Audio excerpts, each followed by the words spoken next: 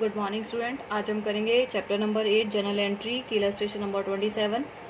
इसमें भी same general entry है, लेकिन फिर भी मैं आपको एक इलस्ट्रेशन और रिमाइंड करा देती हूँ कि किस तरीके से एंट्रीज करनी है। उसके बाद 28, 29 एंड 30 आपने इलस्ट्रेशन करके और सम करके कंप्लीट करना है। चैप्टर आज डन हो जाएगा। उसके बाद हम नेक्स्ट चैप्टर स्टार्ट करेंगे। ठीक है बेटा। नेक्स्ट चैप्टर भी जनरल एंट्री से रिलेटेड है, लेकिन उसमें जीएसटी वगैरह है। ठीक है, तो अब हम करते हैं इलस्ट्रेशन नंबर 27, जिसमें सबसे पहले कह रहा है received a VPP from round 20,000 send a PN to collect the who paid 150 as cartridge.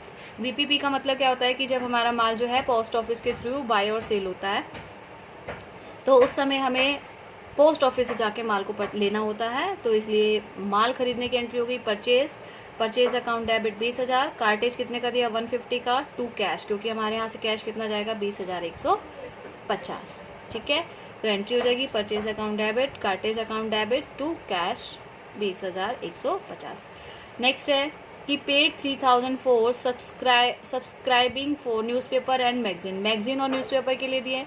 तो ये क्या होते हैं, मिसलेनियस एक्सपेंडिचर होते हैं। ये भी हमारा खर्चा हो गया। तो miscellaneous expenditure account debit to cash कितना हो गया 3,000। नेक्स्ट ट्रांजेक्शन है हमारी,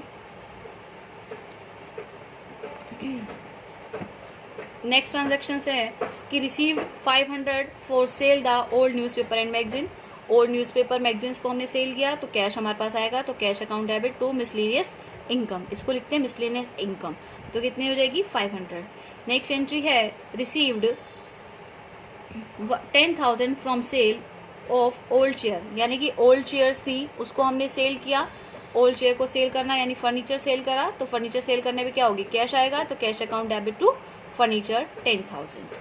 उसके बाद है rent interest paid on loan, loan पे किया, मतलब जो इंटरेस्ट है लोन पर वो पे किया। तो जब पे करेंगे तो कैश जाएगा, तो आएगी interest on loan account debit to cash 6,000। उसके बाद है withdraw goods from personal use, हमने पर्सनल यूज के लिए माल निकाला। जब माल निकालेंगे तो क्या होती है entry drawings account debit to purchase 8,000।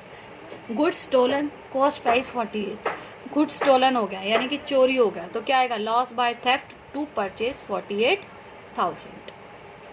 Next है गुड्स डिस्ट्रॉय बाय फायर, माल हमारा जल गया। ठीक है, कॉस्ट प्राइस कितनी थी 1,60,000, तो loss by fire to purchase 1,60,000। Next है sold goods to X on credit 6 lakh, अब हमने माल बेचा 6 लाख का उधार, तो X account debit to sales 6 lakh. X return 1/6 of goods sold to him, उसने क्या किया जितना भी हमने माल बेचा था उसका 1/6 वापस कर दिया। तो वापस करने की क्या हो जाएगी sales return to x 1 lakh.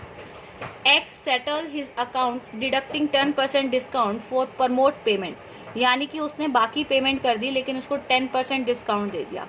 अब क्या हुआ कि 6 लाख का उसने माल लिया था, 1 लाख का वापस आ गया। इट्स मीन माल कितने का हो गया हमारे पास 5 लाख का। एक्स के पास कितने पैसे हो गए हमारे 5 लाख। जब उसने हमें पेमेंट करी तो उसको 10% डिस्काउंट, तो 5 लाख का 10% हो गया 50,000।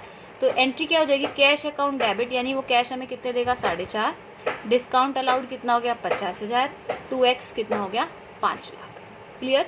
उसके बाद है सैलरी पेड 80,000, सैलरी पे की 80,000, ऑइंग 20,000, इट्स मीन आउटस्टैंडिंग सैलरी। इस ऑइंग का मतलब होता है ड्यू, अभी हमें पेमेंट करनी है। तो salary account debit to cash to outstanding salary 1 lakh, यानी 80,000 तो कैश पेमेंट करनी है और 20,000 हमारी आउटस्टैंडिंग है, तो कितने की हो गई 1 लाख की। एंड लास्ट एंट्री है paid income tax 80,000 by cheque. जो इनकम टैक्स होता है वो हमारा पर्सनल एक्सपेंडिचर होता है, तो इसलिए उसको हम ड्राइंग्स लिखते हैं। तो एंट्री होगी drawings account debit to bank 80,000। ये थी आपकी इलस्ट्रेशन 27। ठीक है बेटा, अब आपको 28, 29 एंड 30 कंप्लीट करनी है।